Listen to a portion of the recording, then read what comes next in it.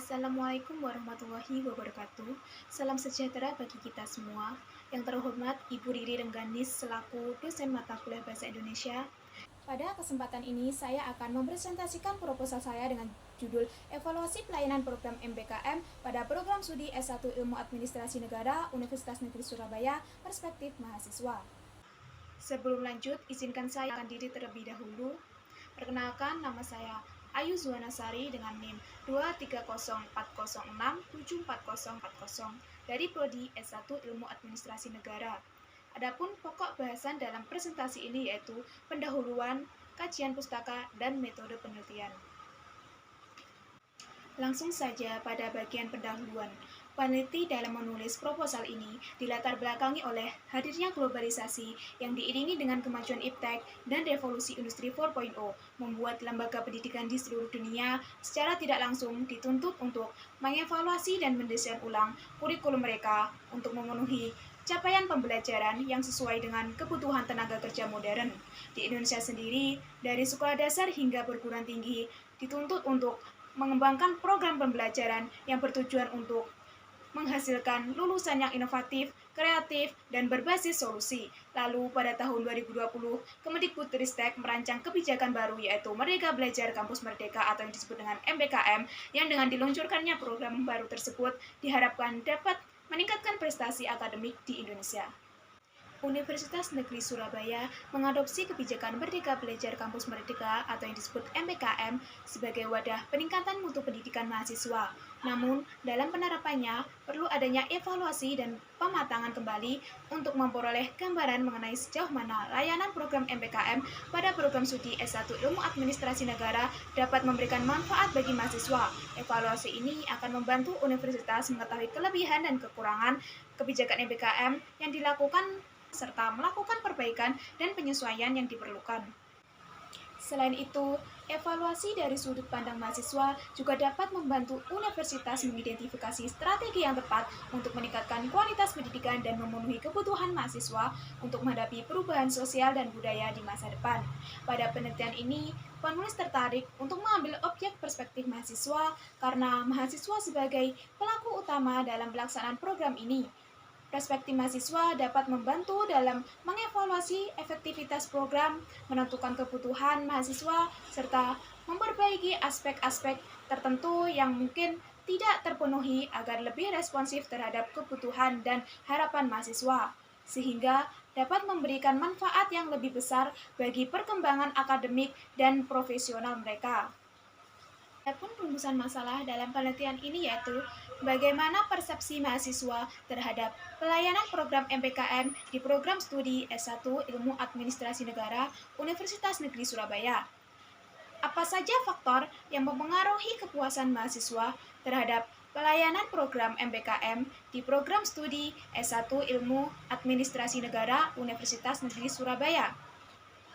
Apa yang menjadi kekurangan dalam memberikan pelayanan publik pada program MPKM di program studi S1 Ilmu Administrasi Negara Universitas Negeri Surabaya? Berdasarkan rumusan masalah yang sudah saya paparkan tadi, tujuan penelitian ini adalah untuk mengetahui persepsi mahasiswa terhadap pelayanan program MPKM di program studi S1 Ilmu Administrasi Negara Universitas Negeri Surabaya.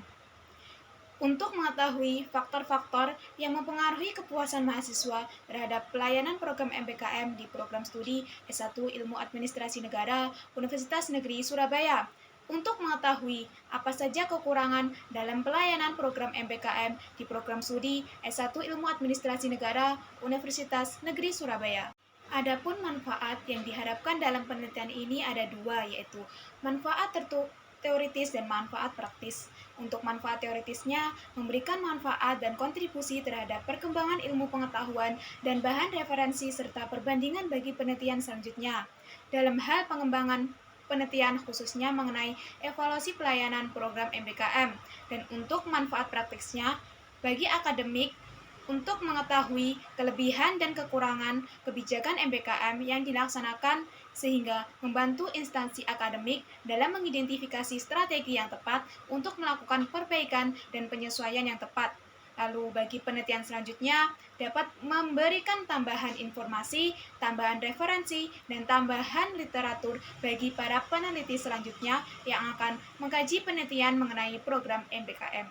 Peneliti juga melakukan pembatasan terhadap istilah-istilah penelitian, yaitu program MBKM, evaluasi pelayanan, perspektif mahasiswa, dan program studi S1 Ilmu Administrasi Negara. Bagian kedua yaitu kajian pustaka. Adapun penelitian terdahulu yang berkaitan dalam penelitian ini adalah 1. Penelitian dari Cut Nabila Keisha dan kawan-kawan yang berjudul Analisis Kualitas Pelayanan dalam Pengembangan Kompetensi Mahasiswa MPKM di Prodi Ilmu Administrasi Negara Universitas Teuku Umar.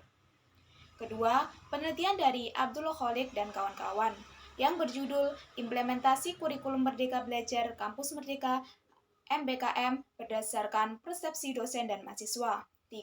Penelitian dari Megawati yang berjudul Evaluasi Pelaksanaan Merdeka Belajar Kampus Merdeka bagi mahasiswa program studi Ilmu Administrasi Negara, studi kasus perspektif perwakilan pertukaran mahasiswa. 4. Penelitian dari Yuyun Yuniati dan kawan-kawan yang berjudul Analysis of Students' Perception on the Freedom of Learning Independent Campus MBKM Program at Chemistry Study Program of Machung University. 5.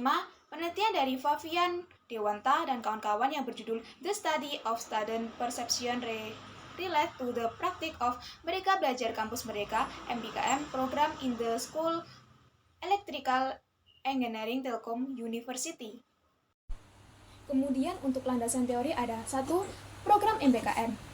MBKM merupakan program baru Kemendikbudristek dalam mempersiapkan mahasiswa dalam menghadapi dunia sosial dan budaya yang ditandai dengan kemajuan teknologi yang cepat dan perubahan di dunia kerja, di mana kompetensi mahasiswa harus relevan dengan kebutuhan saat ini. Bentuk kegiatan program MBKM ini ada 8, yaitu pertukaran belajar, praktik kerja atau magang, asistensi mengajar di satuan pendidikan, penelitian atau riset, proyek kemanusiaan, kegiatan wirausaha, studi atau proyek independen, kuliah kerja nyata tematik atau membangun desa.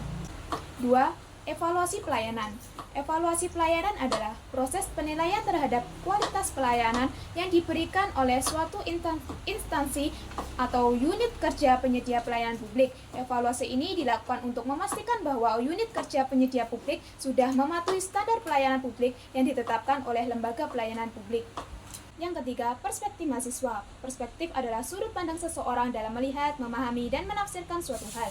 Sebagai pengguna utama program, mahasiswa dapat memberikan pendapat dan penilaiannya terhadap pelaksanaan program MBKM, terhadap kualitas pembelajaran, keterampilan, dan kesiapan menghadapi dunia kerja di perguruan tinggi. Perspektif mahasiswa ini dapat memberikan kontribusi yang berharga bagi perguruan tinggi dan pemerintah untuk meningkatkan kualitas program MBKM dan memenuhi kebutuhan mahasiswa terkait dunia kerja.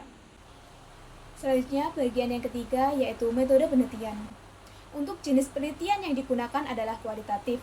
Dalam penelitian ini, data berasal dari hasil wawancara. Tujuan penelitian ini adalah untuk memahami objek yang diteliti secara mendalam dan data tersebut diperoleh secara langsung dari partisipan yang akan dijadikan narasumber atau objek penelitian. Lalu, untuk pendekatan penelitian yang digunakan adalah pendekatan deskriptif.